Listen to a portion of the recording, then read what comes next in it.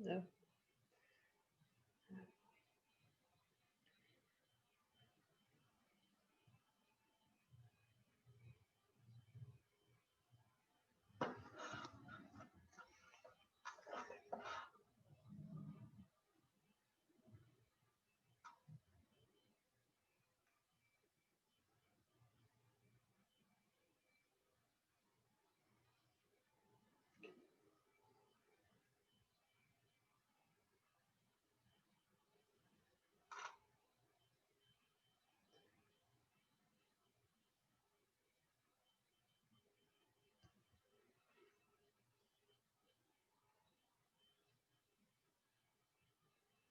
Hey!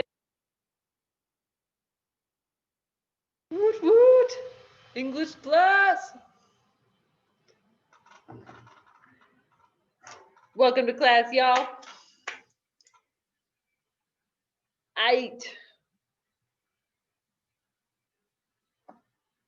I'm not really sure who I am, if I'm being honest. Could be anybody. Most likely a stranger. Just kidding, I'm fine. Hi, for those of you who've forgotten who I am, my name is Miss Snoopson. I'm your English teacher.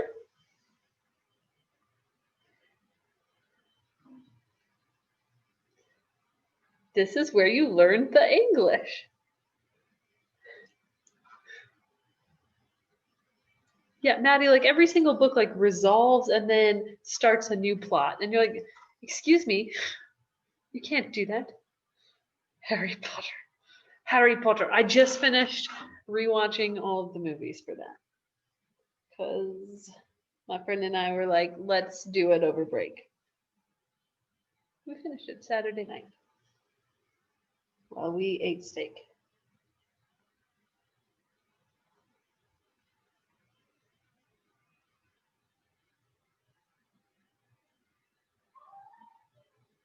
Ooh, The Light. Yeah, Percy Jackson. The Giver. Yeah, I didn't, like, I had read that book several times before I realized that The Giver was a series. I just thought it was one book. Hmm. I'm a simple man. I have not read that before, Dawn. I have not read that one. What is it?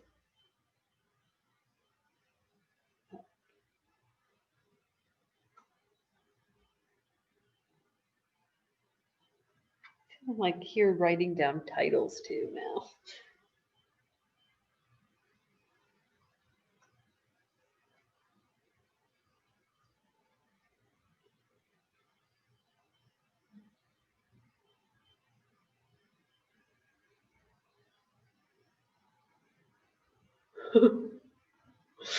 No. What?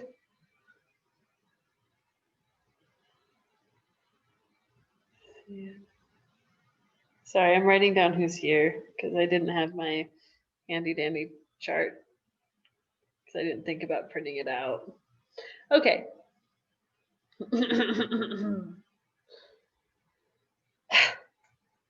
Excellent.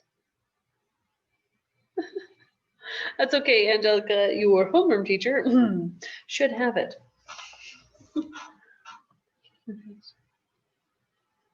Huh. That sounds good, Ashley. All right, so couple of things. Hopefully, you have found in your life at least one book that you enjoyed or at least found bearable. There are some of us who have an addiction to fiction. Not that I'm talking about anybody specific, but it's me. I have a problem. This last year, oh my goodness, no. This last year, I read um, I read 73 books. Granted, I listened to 71 of them. I only actually physically read two. That doesn't include some of the ones that I actually had to read for school. Uh, my favorites on there was a book called Minimum Wage Magic a girl who lives in a city and magic has like resurged and it's in Detroit or the DFC, and but she works a minimum wage job, like, and she's a daughter of a dragon. It's cool. And then the golem and the genie. Those are some of my favorites. Although, as I sit here, I'm realizing that if you're a big fan of or some of Brandon Sanderson's stuff, then this book series right here, The Eye of the World, called The Wheel of Time, is this what the series is called? It is a massive undertaking to read that series. I'm talking 14 books, each 1,000 pages long. It's long, but my goodness, it is good. It's very good. Also, if you enjoy books set in the real world, then this one right here, The Outsiders, is really good. And it's like sad, but also not sad, and it's wonderful. It's wonderful. Wow, there are a lot of good books here on this thing. Kill a Mockingbird, TCAM, amazing. Lord of the Rings, what a beautiful, beautiful series. Crime and Punishment, that's horrific. Leave it to the Russian authors. Great Gatsby, it's like a psychological. This guy commits a crime and then goes crazy. The Book Thief is amazing. Death is the narrator. Agatha Christie, if you like thriller mystery, people just stuck on this island and slowly dying and they can't figure out why. They just know that they're next. It's great. Anyway, sorry, gonna continue on. I could nerd out about a lot of these titles for a while, but I should not. Oh, The Hatchet. Some of you guys read that. Okay, moving forward. I gotta stop. I gotta change the slide so I don't keep looking at that. All right. Yeah, like I said, some of us had an addiction. Please send help. All right, so let's pray. We're gonna move on with class, and then I promise there's a reason we did that bell work today. Let's pray. Dear God, thank you for today. Thank you for this class and for these students and the joy that they bring to school, and help us as we head back into in-person school here pretty soon, that we would stay safe, that we would be submissive to the rules, even if we don't agree with them, and that it would be a time of learning that we'd be able to focus on what we're trying to accomplish here at school. In your name, amen. All right, y'all. All right, couple of announcement things. First up, spelling bee. For those of you who signed up, I'll give you a reminder of who signed up tomorrow if you don't remember if you signed up or not, because who remembers? There will be an online quiz that is our 7th grade spelling bee that will be open tomorrow and Wednesday. Woot woot. So tomorrow and Wednesday, that quiz will be open. You need to take it if you want to advance in the spelling bee. Then on Friday will be the school round. The spelling bee lists to study are on Schoology still. If nothing else, they're in the second quarter folder. I don't remember if I put them in other folders or not, but that's where they are. Please study, look at those, look them over, see how you do. But that's coming up. Good luck on that. So tomorrow and Wednesday for that. Next, grades are updated. So let me know if you see something that you're like, that doesn't seem right. I'm pretty sure I turned that in and did that thing. Let me know, because then I can fix it. Otherwise, I can't fix it. I can pretty much only fix things for like the next couple of hours before I get locked out of the grade book and can't change anything. Also, in-person school coming soon. Yay! Yay! Now I want you to pause and think about this for a second. Did you just get a little excited about going to school? Is that what just happened? Did you?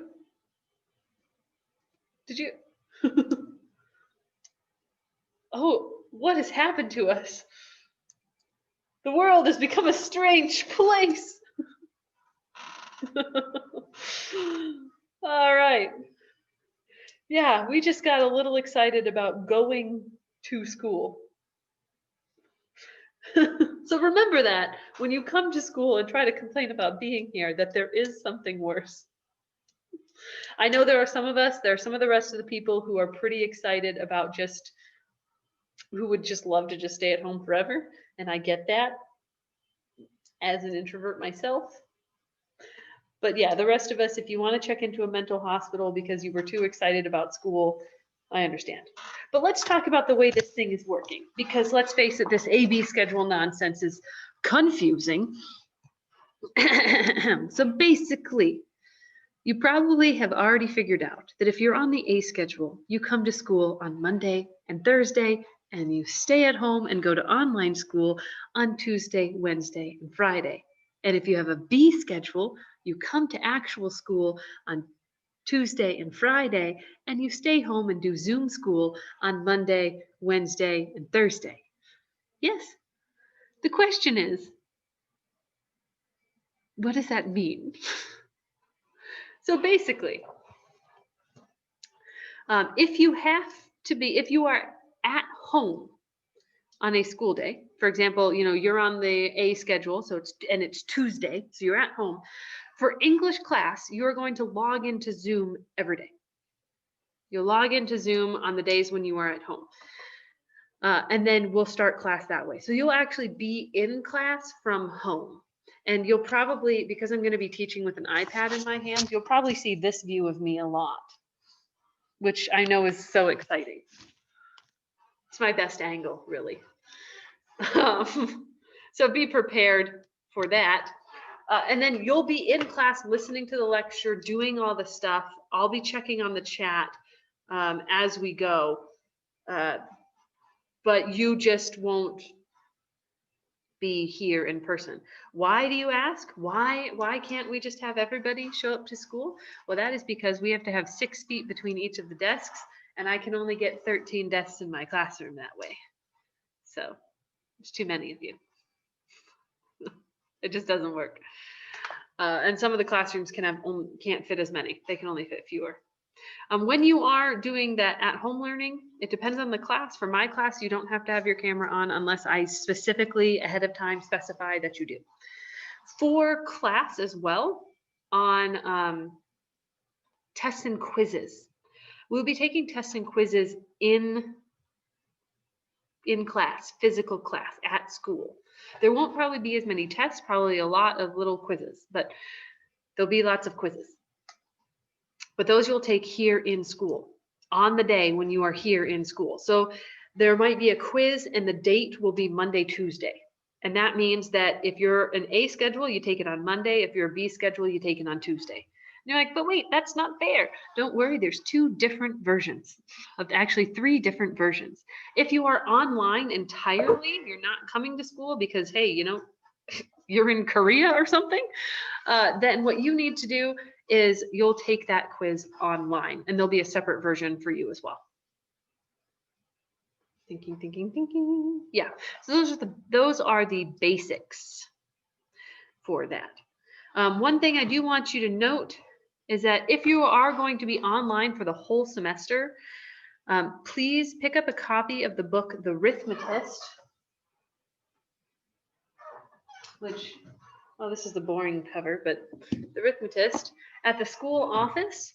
Or if you're not on island, like you're like, well, I'm in Korea, that doesn't help me, then try to find a copy of it online. You can find a PDF version if you would like, or you can, you just Google the book title and then PDF, or you can, buy the ebook version, buy a physical copy and have it shipped to you, or get, hold up, there's words for this, or get the audiobook version, whatever you want.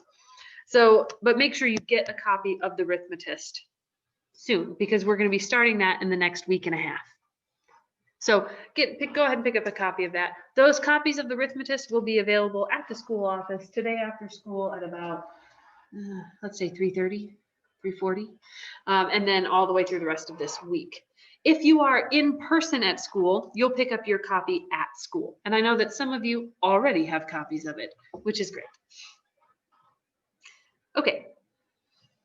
So if you're going to be in person, don't worry about it. You don't have to pick that up. But if you're going to be online the whole semester, then please pick up or buy a copy of The Arithmetist. All right. today, y'all. Oh, homework. That's a good question. Someone asked, how are we turning in homework? Homework will still mostly be turned in online because, you know, I don't want your dirty COVID papers. And you don't want my dirty COVID papers. We want to basically keep from touching each other's paper as much as possible. Yeah, don't touch it. There'll be times like when we take tests and quizzes where you have to touch the paper that I had and I have to touch the paper that you have, but otherwise we'll mostly be turning it in online to protect from that as much as possible. I never wanted your dirty COVID papers anyways. Fine. We'll be able to go back to school 5 days of the week whenever the governor says so. We don't know. Anyone have the gift of prophecy and would like to be able to share that with us when that's going to happen?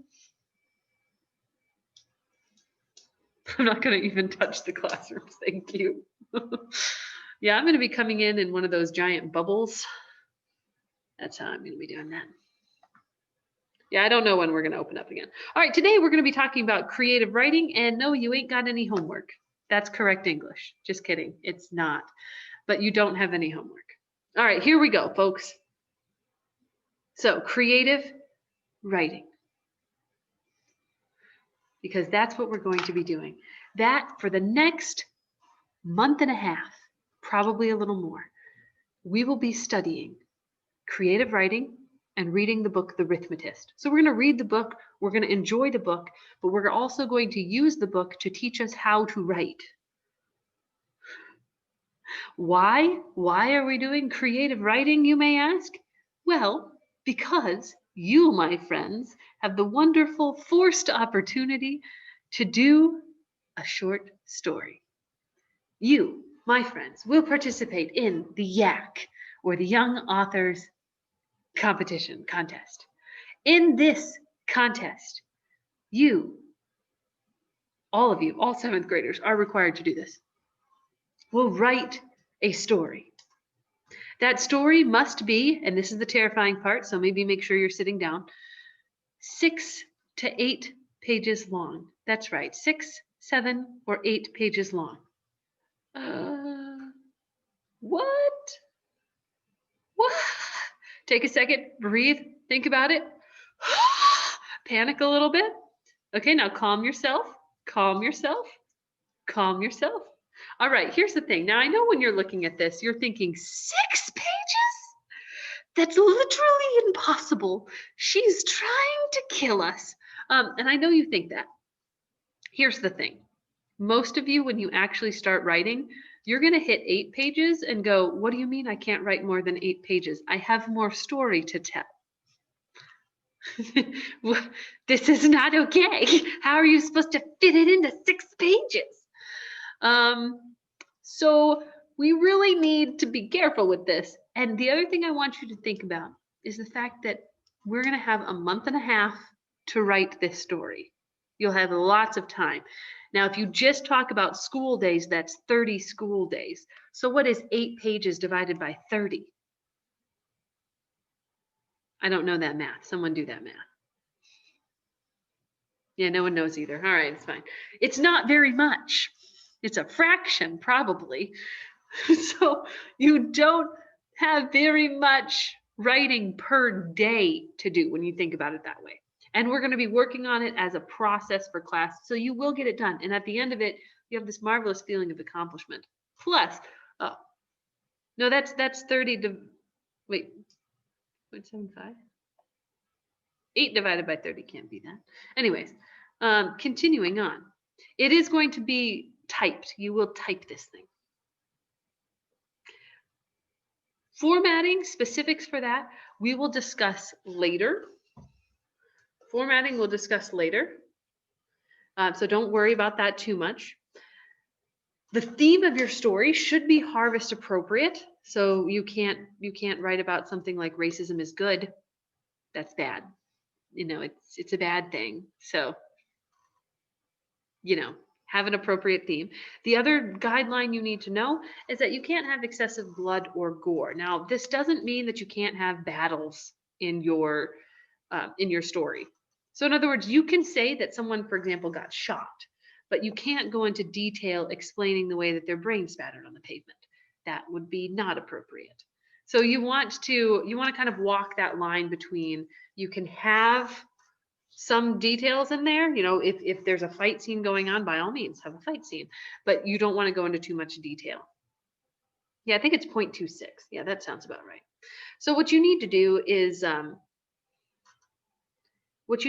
walk the line. And if you ever have a question, you're writing your 0.26 repeating.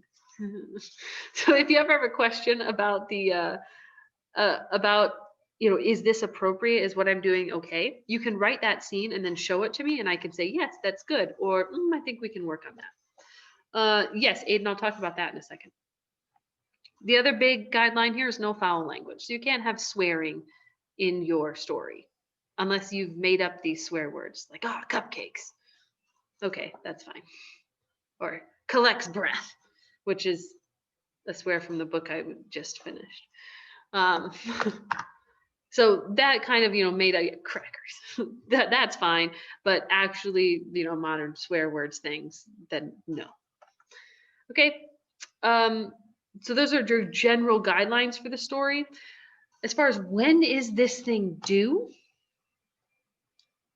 That should be okay, Maddie, as long as you sparingly there.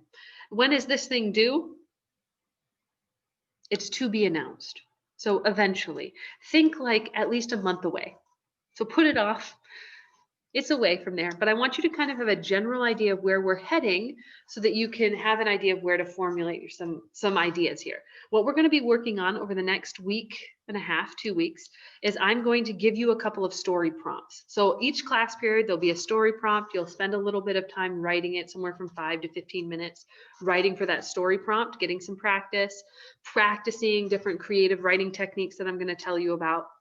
And then hopefully those story prompts might give you some ideas, like, oh, I could write a story like this, I could write a story like this.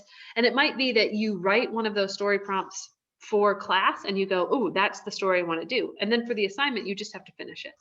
Or if you don't find anything that you want from the story prompts that I give you, you can do your own thing. That's fine. This is a mandatory thing. However, one thing I do want to point out is that this is a contest. It is a harvest contest between the 7th through 9th grades, 7th through 9th grade.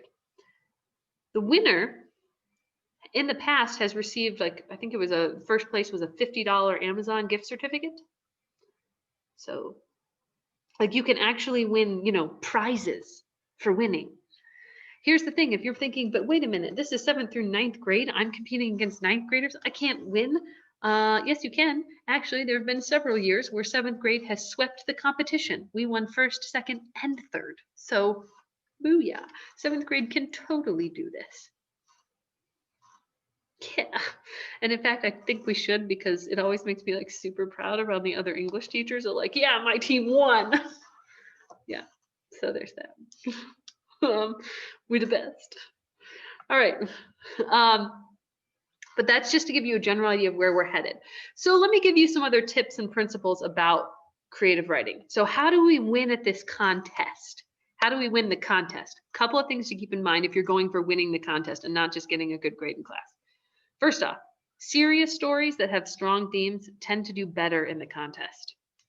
So pick a theme, something that's relevant, something that matters. Pick something like something that's going on in the world today, something about your life. What's a lesson that if people learned it, this would change the world and people's personal lives for the better? If everyone did this, it would be great. You could talk about what it means to grow up, the power of love and friendship, the meaning of family, the importance of relationships, responsibility, revenge, what the detriments of hatred and too much ambition. You could talk about those kinds of things in your story, and you want to really narrow down on one strong theme if you want to do well. The other thing I want to tell you is that realistic stories tend to do better than fantasy. And as a big fan of fantasy, this hurts, but it's the truth. In the contest over the last 5 years or whatever, 5 years that I've been judging it, realistic stories do better. Why do realistic stories do better? Because Fantasy is all about the world building. And in 6 to 8 pages, there's just not enough space to do good world building in that stage. So you really want to focus more on developing characters and plot rather than the setting. So it's a lot easier to do that in the real world because you don't have to explain that in the real world, gravity pulls you towards the planet at 9.8 meters per second squared. We already physically experienced that and we take that for granted. So you don't have to explain it, it's just there. Now, what you can do is take the real world and change one small thing. And that might help you. So take the real world and say that, we don't need light to see. And then that's the only thing you changed. That can create a fantasy-like feel without all of the world building that's necessary. A couple other tips and advice things I need you to know is if you want to write a really good story, you need to read. Those of you who've done more reading will probably have a little bit better stories simply because you know what looks right. So as we read the Arithmetist, as you read in your spare time or whatever, look specifically at how the author writes their story. Look at things like, how do they write descriptions in a way that it's not like, oh, I just had 3 pages of description. So how do they make us know where they are without describing that one place for 3 pages? How does that work? How do they write dialogue? How does conversation between characters, how is that punctuated? How is that formatted? How many times can I use the word said? Like, how many times? Action. How do I make a battle sequence look like a battle sequence? Or a fight. What does it look like when 2 characters are fighting? How do I make it look as exciting as it would feel to be in that fight? Reading a lot affects the voice of your writing and makes your writing sound better. Okay, now before we get into the very specific creative writing concept that I'm going to talk about today, showing versus telling, before we get into that, I do want to mention that this assignment, the YAC, that we're going to be working on, is worth, the YAC is worth, you may want to sit down again, 100 points. Which is more than any other assignment that we have done or will do in English class. It is worth the most. 100 points. So you do, need to do it. Basically, if you don't do the YAC this quarter, your grade in the class this quarter will...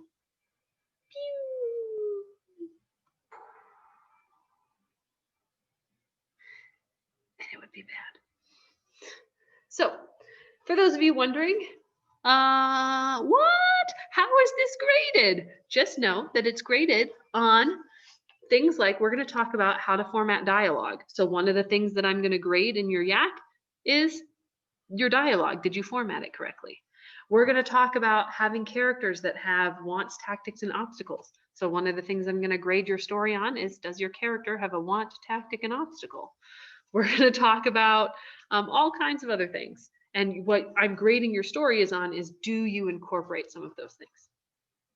So you will be prepared for it. Again, you have a whole month and a half. There's a lot of learning that's going to take place between now and then. Someone asked, can I use a homework pass for this? You can. The homework pass won't eliminate the assignment. What it will do is push that assignment's due date back by 3 days. All right. Now, your evil overlord, your teacher, will now tell you our first creative writing concept. And that is showing versus telling. What is showing versus telling, and how do we use that in a story? Well,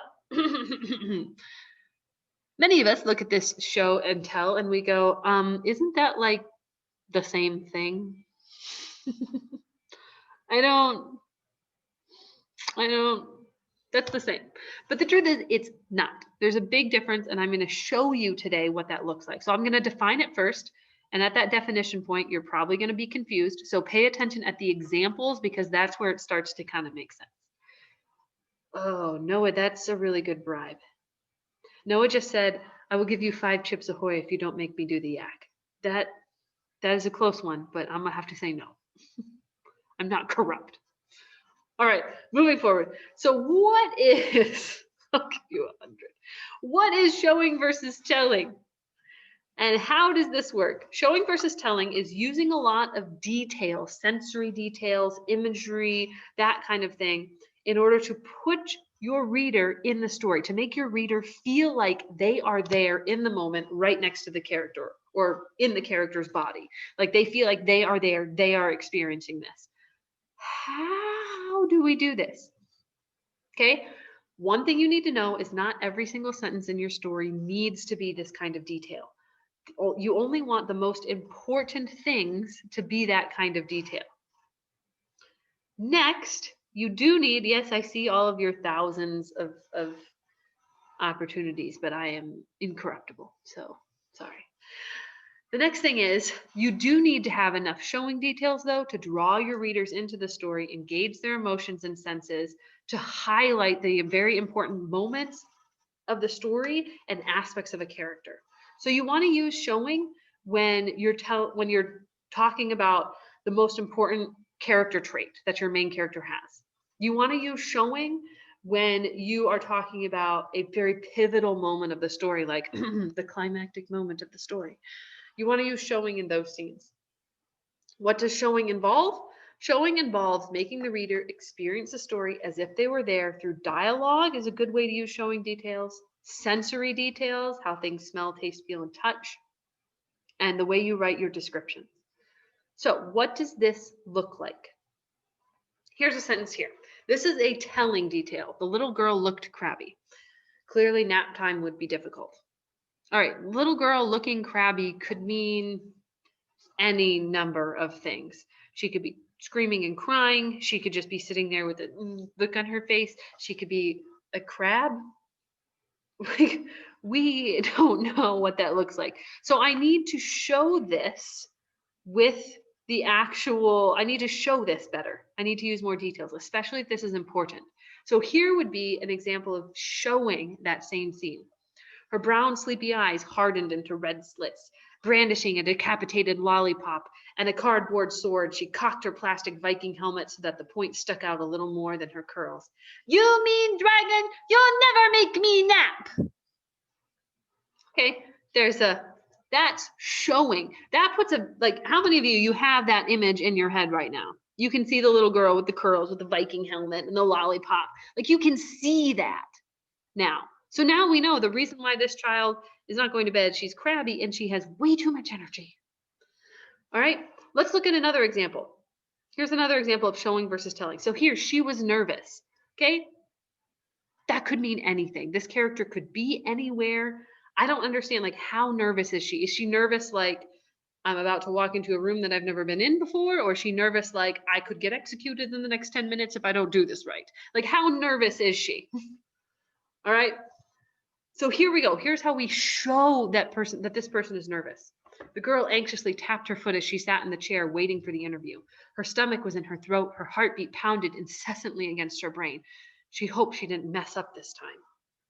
So here in this one, notice these details here make me feel what this character is feeling. I use similes and metaphors to make me feel the way she feels.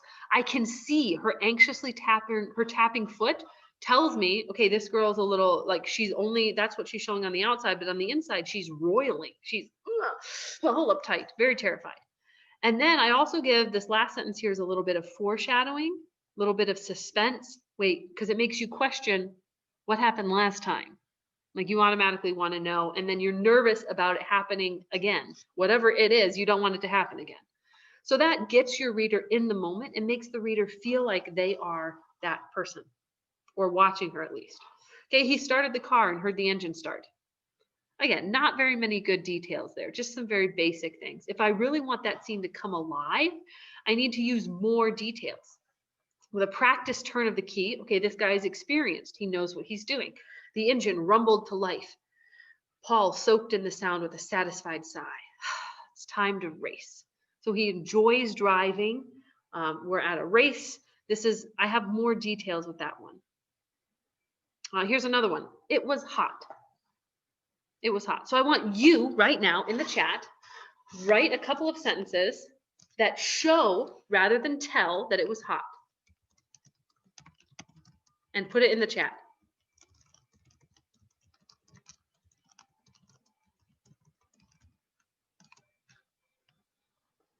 Write a couple of sentences, put them in the chat that show rather than tell that it was hot.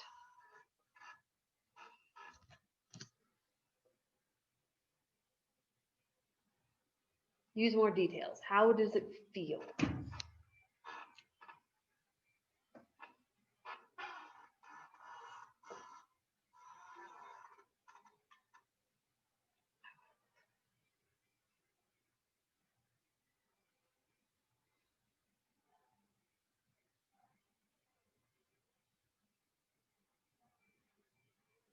Kai, that's good. Very good. And I'm going to grab my water.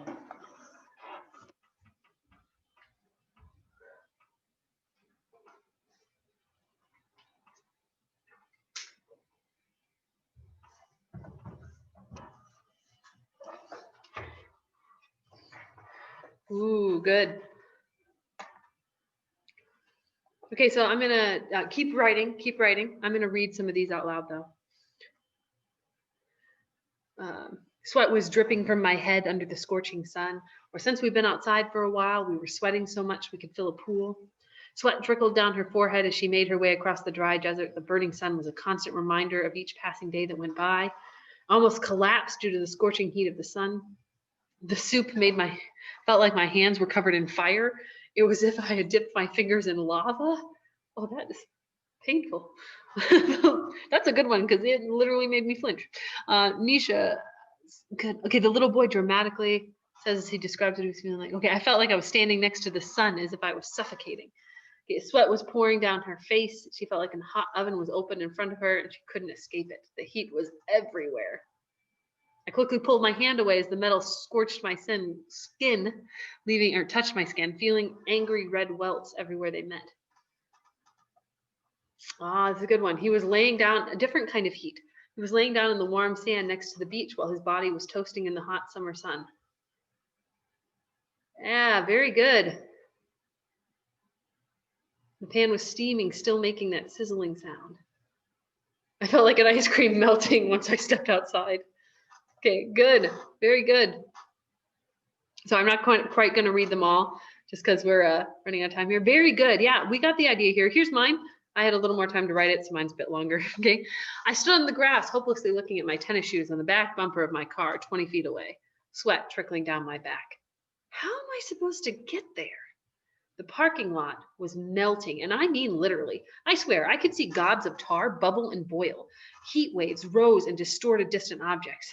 My feet ached just thinking about how painful this was about to be. This person has to cross hot pavement in bare feet. Yeah.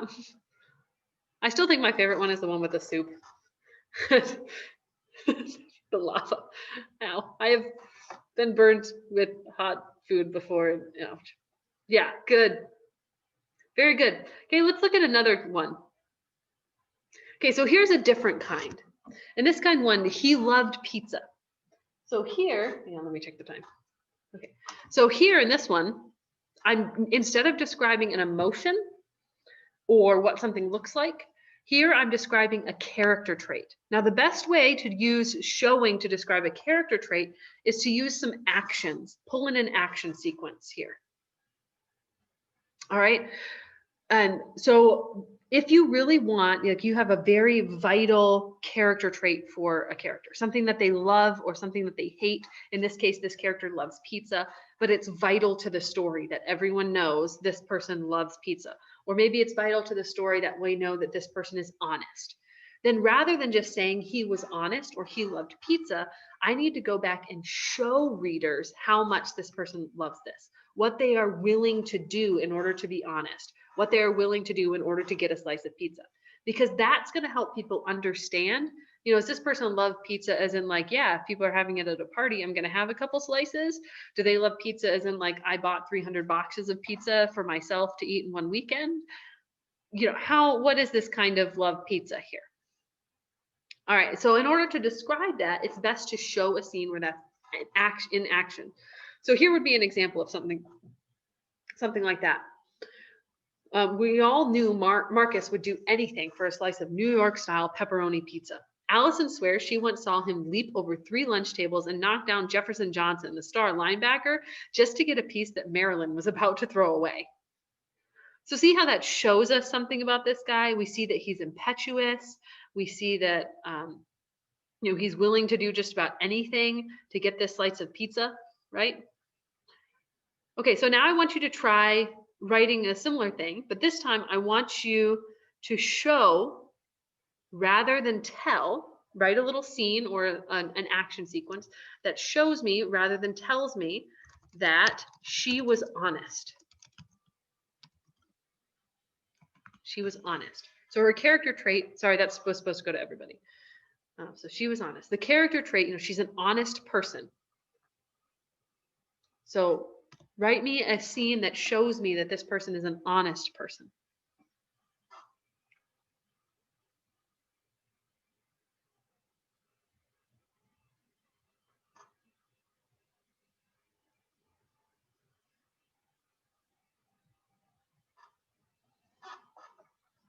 You can make up the name if you, yeah. So just she, or if you just want to use the pronoun she, go ahead. Otherwise, you can make up a name.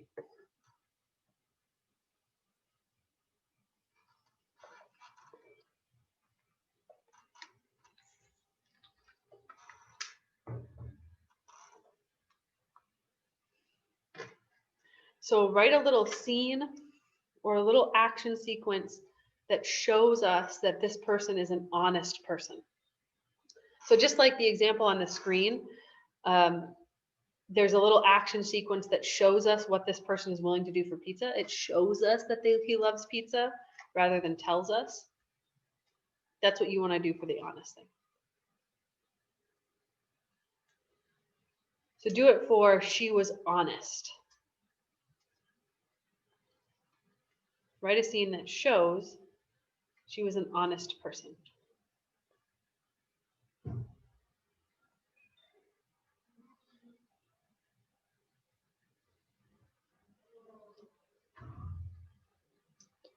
If it's going to be an important scene, you kind of want to go into some details. Since it's an important character trait, we want to go into detail here. So it may take you a little longer, and that's okay.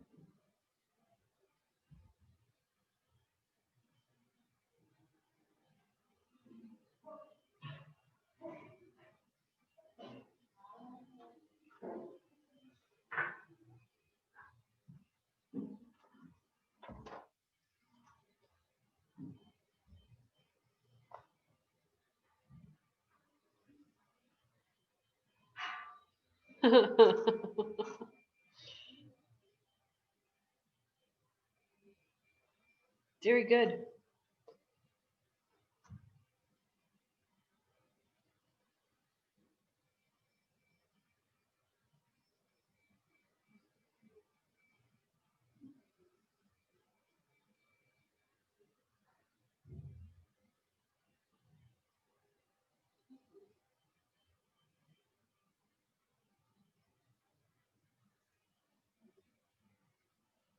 No, you're supposed to be writing about she was honest.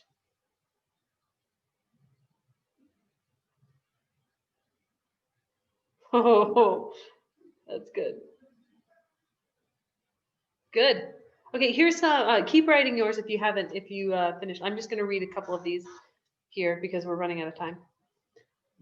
So once a scary mean teacher had brought, no joke, a hideous, smelly dog to school and asked what everyone thought of it. She immediately plugged her nose while everyone else was nervously complimenting it, stuck her plugged nose into the air, and denounced it by saying, "A 100-year-old pig would look better than that." So here's another one. Whenever there was a rumor going around about someone, everyone would gather around Olivia. We knew she wouldn't hold back, so we can trust her to tell us the truth. Joel once saw her call Amy's outfit a total disappointment on her own birthday. We can count on her to call anyone on anything out. I just hope I'm not the next Amy. Or when she saw the dollar bill falling out of his pocket, she chose to give it back to its owner.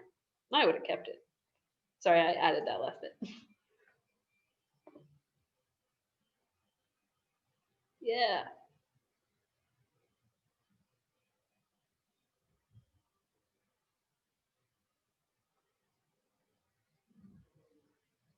Very good. All right, great. Thank you. All right, guys, that's it for class time today. We're going to come back to this tomorrow. We'll come back to this tomorrow. But otherwise, for now, you guys are dismissed. If you haven't already put something, go ahead and put what you have before you leave. Put what you had before you leave and then head out. All right, bye, guys. See you tomorrow. Yeah, no homework. Okay, any questions, Aquia, Anna?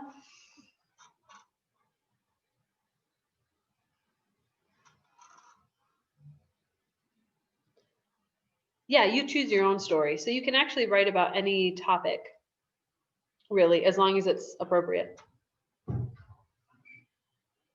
Yep. All right, bye.